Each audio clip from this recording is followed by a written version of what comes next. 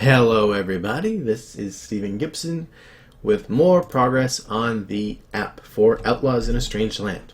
So as you can see, I've added a new weapon called Tin Cutter. This is actually the first weapon you're going to get in the game to wreak havoc on. So this is kind of an overview of what it does. We've already equipped it.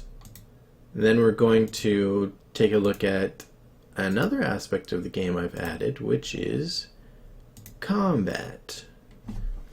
So here's the combat menu. When you go into combat and you're engaged in combat, you're either going to click My Turn, Foe's Turn, or Loot Corpse. How combat works is just going to tell you the rules of combat, like take you to the rule book for it, in case you've forgotten. And so when you click My Turn, it's going to give you this screen. So if you click on the headers for each step, it's going to tell you how to resolve that step. This is just rules stuff. The app isn't doing anything but reminding you how to do it. So as you're playing the game and you know how it works, you're never going to need to click step one. It's just a reminder. Think of it like a quick reference card. So you check your conditions to see how they're going to affect your actions this turn. So if you're slowed, obviously moving is going to be different. And if you're weakened, your skills are going to be different and all that kind of stuff. So if you click on each of these, like if you click two actions, it's going to tell you what each of the actions do and what they're used for. I'll just give you a brief rules summary. So if you click on move, it tells you how to move. You're not going to need to click these. The app is not counting your actions, how many you've taken. It plays the same way as a board game. It's up to you to resolve things properly. So as you learn the game, you're just going to know, okay, I'm going to move, and you're just going to do it, and then you're going to, if you want to use like an environment action, it's just telling you how to interact with the environment, and that's an action you can do. Items and skills you're actually going to want to click, so if you click on item, it's going to take you to the item menu and let you navigate to what item you want to use in combat. And the app is also checking to know if you're in combat or not.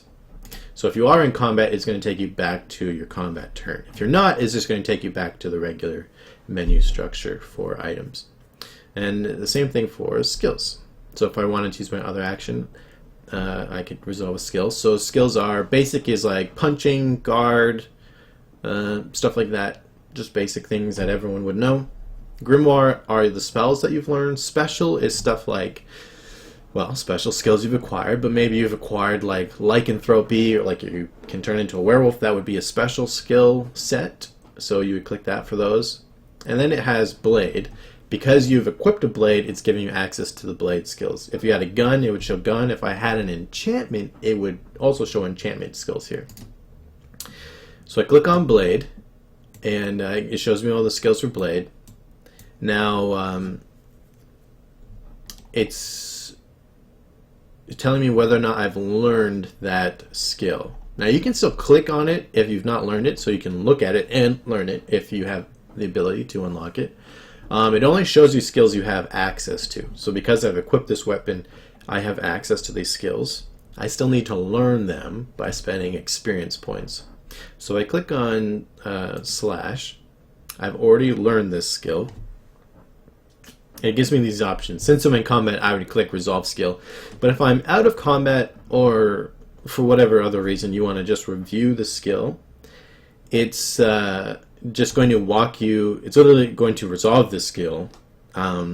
This button actually does the exact same thing as this button right here, as a resolve skill, but this is more for new players who, to let them know that they can review the skill, because they might think that resolving the skill is going to use their resources, which it does not. Everything you have to manually deduct yourself or add. So they do the same thing. It's just to help new players think like, oh, I can look at what this skill does. Now, you can only resolve this skill if you've learned it. So if I haven't learned it, I could still review it and see what it does to see if I want to unlock it. So anyway, I've unlocked it. I'm going to resolve this skill. It says what the requirements are. Sometimes the requirement might be like your target needs to be slowed, or it's going to cost you stats to use, or resources. So this attack does extra damage if done from the right of a target. So it then asks, are you to the right of the target? Yes or no.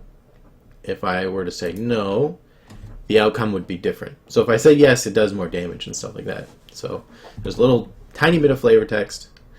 Now it's also important that these skills are universal, so that when a foe is resolving a skill, it's going through the exact same menu structure. And that way I don't have to create the same skill twice for whether or not it's a foe or a player resolving it. And it also, that's why the wording is very generic and brief, because when you're playing the game for a while, you're not going to be really reading the flavor text too much, but there's enough there to know the context of the skill. So then it takes us back to our combat thing, and then I can click on end my turn.